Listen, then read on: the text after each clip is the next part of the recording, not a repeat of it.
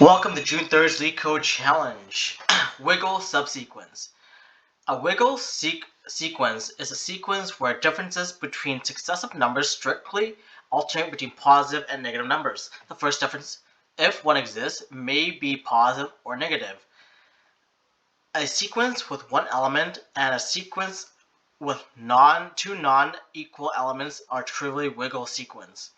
So for example, we have the sequence 174, 9, 2, 5, which is a wiggle sequence because the difference between 1 to 7 is 6, difference between 7 to 4 is -3, difference between 4 to 9 is 5, difference between 9 to 2 is -7, and difference between 2 to 5 is 3. Also between positive and negative. In contrast, you have 1, 4, 7, 2, 5 and 1, 7, 4, 5, 5 are not wiggle sequences because the first it is not because the first two sequences are positive, and the second is not because the last difference is non-zero. So 5, 5 is not 0. And then we have a positive increase and a positive increase again, which is why it's not. A subsequence is obtained by deleting some elements, possibly 0, from the original sequence, leaving the remaining elements in the original order. Given an integer array nums, return the length of the longest wiggle subsequence of nums.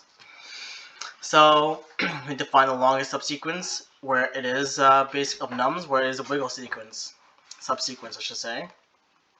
So we see here the example given in this example, the entire sequence is a wiggle sequence with differences as such. And we see the bottom here, the wiggle sequence is 7, which includes everything up to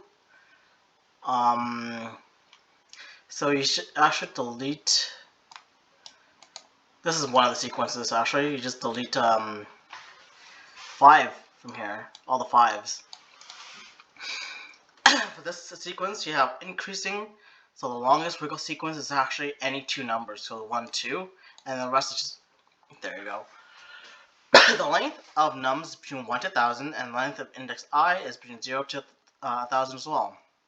So you solve this using big O n time complexity. I think so. So from this, the basic approach is that the fact that a wiggle sequence must either end with a positive or negative difference. So if we know this, then we can come up with a recurrence relation so that the maximum length of a wiggle subsequence must be a maximum length of the wiggle subsequence that ends with a positive or negative difference. So in order to kind of walk through that, I'll just say we have a number that goes up and down. So this is called up and down, or peaks and valleys, whatever you want to call it. And this is going to be assigned to 0. So this indicates the number, the length of the subsequence that ends with either a positive or negative difference. Right?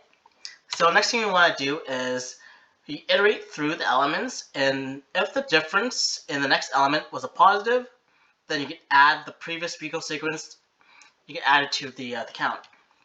So for I in range, length of nums minus 1, if the first number is positive, then index I plus 1 would be minus nums at index I is greater than 0. So this means that if the first number is positive, then what we want to do is do the following: up equals down plus 1. Else, if the number is negative, that means that nums at index I plus 1 minus nums at I is less than 0. Then we want to update the down to be up plus 1. And then at the end of all this, we return. So we keep on going back and forth until we figure. So we add one to subsequence of the length, In contrast, so the difference between the next element is negative, then we add to the previous element, which is positive, and then we save the length, and therefore we just want to return the maximum between the up and down plus 1. Let's run this code. So this is kind of using a dynamic programming approach.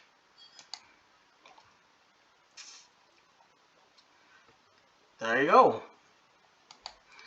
And this is using a big O of n.